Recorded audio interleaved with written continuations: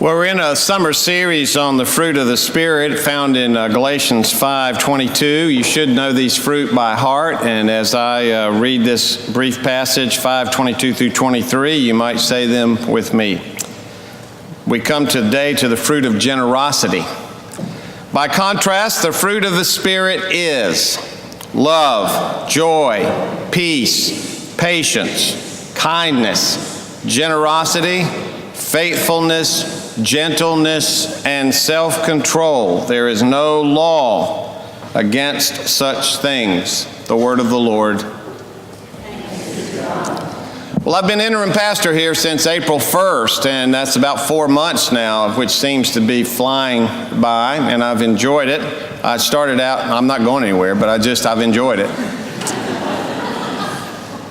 I started out by asking the leadership in the church one question. What do you think are the most significant issues facing this church right now in its history? Now, I did that by taking the session to breakfast and lunch, 3 of them on one of me, so there's 4 of us at a table.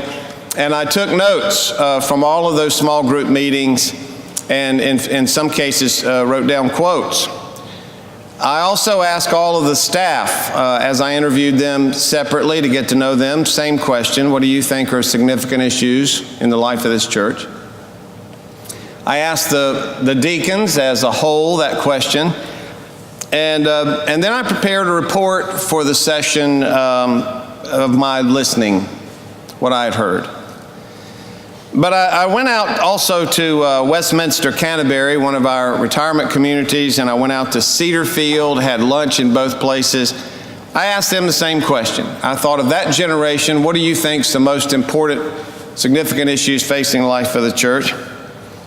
And one lady rose to the occasion and said with a strong voice, "We need a church bus." I looked over at Mary Kay and I thought, okay, how are you going to get that? And I admired her forthrightness and her clarity. I mean, I didn't have to ask her again. And I don't know why I said this. It's not like me because I'm a systems guy. I work with the session closely and we do everything together. But I said to her, she might be here this morning, I said, gosh, church our size doesn't have a bus? I mean, I'd not really paid attention to the parking lot. I just got here, and I thought, you're a pretty big church. You don't have a bus? Nope, we don't have a bus. We need a bus. And I thought, I could die in here. These people are getting hot. And so I don't know why I said it, but I said, I'm going to get you a bus. Yeah. How much does a bus cost?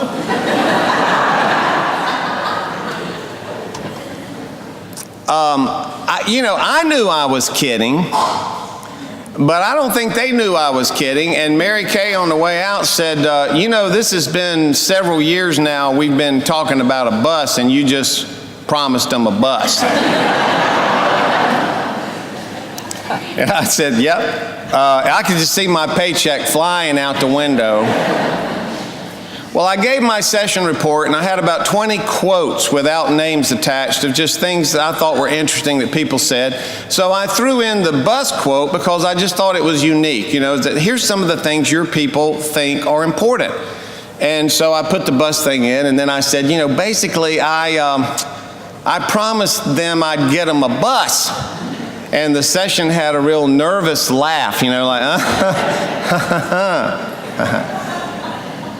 And so we kind of joked our way through it and moved on through the meeting. And then at the end of the meeting, one of the elders raised his hand and very quietly said, I've got the buses.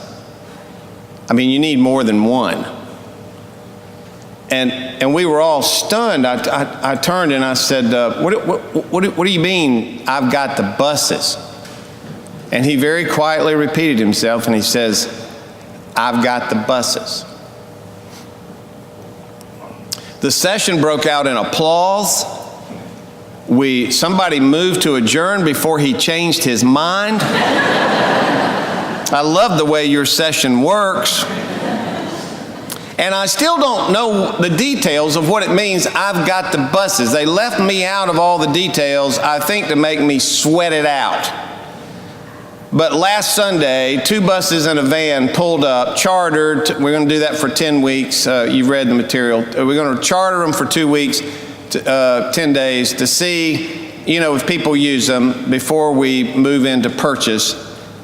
17 of our members were on those buses in the van, and the choir went out and met them when the buses arrived. And I think they sang a little ditty to them, something, and then help them come into the sanctuary and welcome them back into church. During Lemonade on the Lawn, one lady came to me and she said, Steve, you don't know me. I've been out at Westminster, Canterbury. I just wanted to tell you how great Lemonade on the Lawn is, and I want to thank the church because this is the first time I've been able to come to church in over 3 years. Yeah, isn't that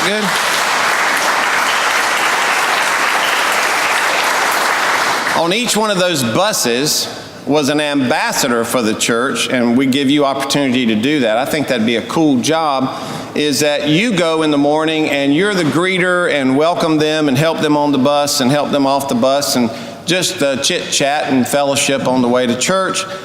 And so every bus has an ambassador. All this is acts of generosity. That's why I mention it. Just the phrase, I've got the buses, is the fruit of generosity. And the ambassadors who are signing up to honor our fathers and our mothers, this is generosity. And the fruit just keeps multiplying. Generosity is like throwing a boulder into a pond. And the ripple effects of that boulder go on for years and years and years to come. The good news is we have our folks coming to church and our buses. The bad news is none of you now have an excuse for not being here. Christians, all the way back to Jesus, have always been generous. They've been known for it. It's in the Bible, their generosity, contributing so that no one has a need. And all of that is because we are like little mirrors. And what we do is reflect the image of God into the world. So it's not my generosity, it's not even that elder's generosity that got those buses, or those generous people who woke up early to get dressed to be in the lobby. They're very generous to even use the buses. But it's the generosity of God that reflects off of us into the world, a world that desperately, desperately needs this generosity of God. And this generosity is not calculated. It's not doled out in little pinches. It's not based on a tax deduction. How much tax deduction do I need, and then let me be generous? That's not it. The sole motive of Christian generosity is gratitude to God. That's it. Adam Hamilton's a Methodist minister out in Kansas, has a large mega church, writes a lot of books. And in one of his books, he tells the story of his camping trip with his family in the Grand Tetons on his birthday. And he gave each of his young daughters $20 for 3 days, just some spending money at the canteen. One of his daughters went to the gift shop, and on the first day, she found a ball cap that cost $20, and she wanted it. And Adam tried to talk her out of it and said, look, you've only got $20 for 3 days. Don't spend it all on one thing in the first day. And she bought the cap. Later that day, they were taking a walk around one of the lakes. They found a place to watch the sunset. And Adam says his daughter, Rebecca, handed him that ball cap. And she said, Daddy, I bought this for you for your birthday. I love you. Happy birthday. Now, the reason he told the story was not to get sappy, but to say this is uncalculated generosity. This isn't a formula. This isn't a tenth of your income. This isn't a chip, off of a pile. This is love. This is gratitude. And is our generosity like hers? When you see this word generosity in the list of 9 fruits, I don't know about you, but the first thing I think of is money. Are you generous with your money? You can be generous in a lot of ways. Time, social capital. People are generous in a lot of different ways. But money is one of the more powerful ways we're generous because money is converted into other things. If you give a guy $20,000, he'll turn it into a car and give you a car. If you give somebody $100,000 in money, they'll convert it into a home, and you have a home. So money moves things around. It has magic to it. You can turn it into things, change the landscape. Some people have more money than others. Most of us in this room have more money than a lot of people in the world have. And those who don't have much money often think that those who do have a lot of money, that we should be more generous. Those people should be more generous, which is convenient. If you have a lot of money, you should be more generous. Not me, you. And those who do have a lot of money can often feel nibbled to death by ducks with people who come to the door wanting your money, whether it's your university or the museum or the church or the Boy Scouts, or some charity. But when they know you have money and you're on that list in Richmond, then people are going to line up and want you to be generous. And people with money and assets can often feel used and manipulated. You don't really care about me, you're only being nice for the money. When Paul uses the word generosity, he provides no qualifiers on it. In other words, he doesn't say that a rich person should be more generous, nor does he say that poor people are exempt from being generous. He simply says the Spirit of God is generous, and it dwells within you, whether you're rich or whether you are poor. And it's not limited to your money. Years ago, I was invited to conduct a chapel service for a nursing home in Norfolk. And the residents were classified as below poverty level, and their care was heavily subsidized in this nursing facility. They came in the dining room for chapel, and they were in wheelchairs and rolling in on cots, and they had walkers and canes and oxygen bottles and hearing aids and all the rest. The world's aging wounded were coming for worship. I don't remember what I preached on, and neither do they. It wasn't all that spectacular. I don't remember what we sang. I don't remember the prayers, but I do remember this. I went and stood at the back door to greet these good people as they were escorted back to their rooms, and each of them had their own story, their own memories, their own lives. And near the end of the line, there was a beautiful African-American woman in her robe and bedroom slippers. She shuffled up to me, bent over with age. She grasped my hand, and in the palm of her hand was a dollar bill, a single dollar bill folded up. It was her offering for worship. Now, I quickly said to her, "Oh, I'm sorry, ma'am. We aren't taking an offering today." And she looked at me and she said, "Well, then, it's for you." Now, the jacket I had on cost hundreds of dollars. I drove to that place in a very nice automobile. I lived in a beautiful home in Larchmont in Norfolk. I belonged to a private golf club. I took wonderful vacations. I was an associate pastor at First Presbyterian Church in Norfolk, down in Ghent, one of the prettiest parts of town. And there I stood with a dollar bill from a poor woman in a subsidized nursing home. Now, what was I going to do with that? If I tried to give it back to her, it would be condescending. Like, I don't need this, you need it more than I do. I couldn't do that. I kept the dollar bill and I taped it in the back of my Bible. It's still there. That was 30 years ago. That dollar is there to remind me of the fruit of generosity. Her body was decaying. I'm sure she's with Jesus now. But her heart was full of generosity, full of it. Here I was, a rich man, standing in a poor man's castle, and she gave me $1. She humbled me. She preached that day. I don't remember my sermon. None of them do. But 30 years later, I'm telling you her sermon. I remember her sermon. $1 bill, a gift. She was the widow, and this was her mite.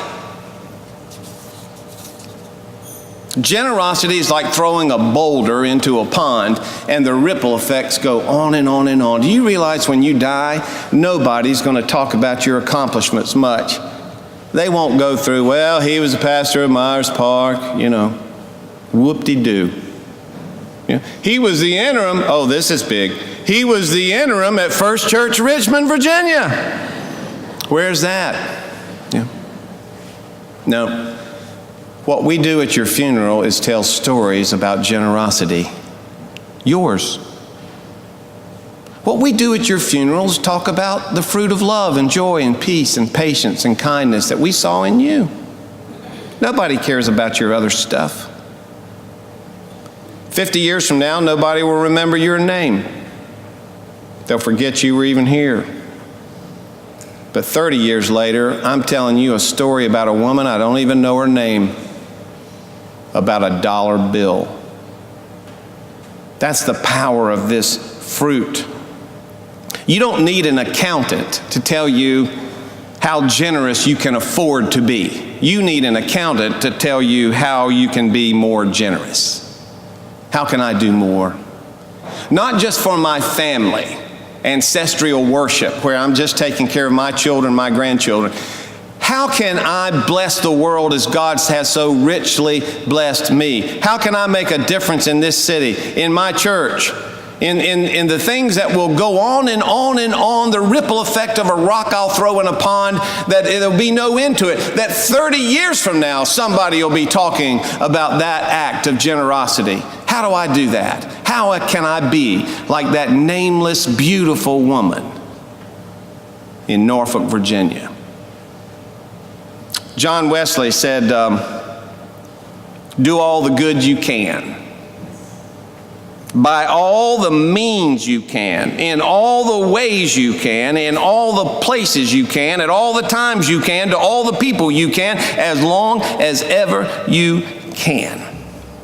See, the question is not how much are you going to give, and I'm not talking about the church budget right now. I'm going to hit you up in the fall on that. Hard. No, I'm not talking about that. But then again, I am. Because generosity knows no boundaries. It's not tied to a budget or a pledge card. It's a spirit that lives within your heart. It can't be calculated. It's not a formula. It's who you are. The generosity of God reflecting off you like a mirror in the world. How do you express your gratitude to God? That's the question. Not how much are you going to write on that check. That's not the issue. The issue is, how do you express your gratitude to God? How do you go about doing that? Do you have a plan? Do you want to grow in your generosity in the same way you want to stay in shape, in the same way you want to read a book and become more intelligent? I want to be better at my job. Have you ever thought about being better at generosity? Like being better at golf or tennis? How are you growing in a generous spirit is the real question. And I'm coming in a couple of weeks, I'll be at the end of this series, and it occurs to me all this fruit's becoming a fruit salad. Because generosity creates joy. They're tied together. Whenever we're generous, there's joy about that. We change somebody's life with our generosity, and it's joyous to be able to do that. And joy is an expression of love, and love perpetuates peace, and peace solicits kindness, and all of this is worth patiently waiting for in a world that belongs to a loving, joyous, peaceful, kind, patient, generous God. God, make us more generous, for surely you have been extremely generous to us. In the name of the Father, the Son, and the Holy Spirit, amen.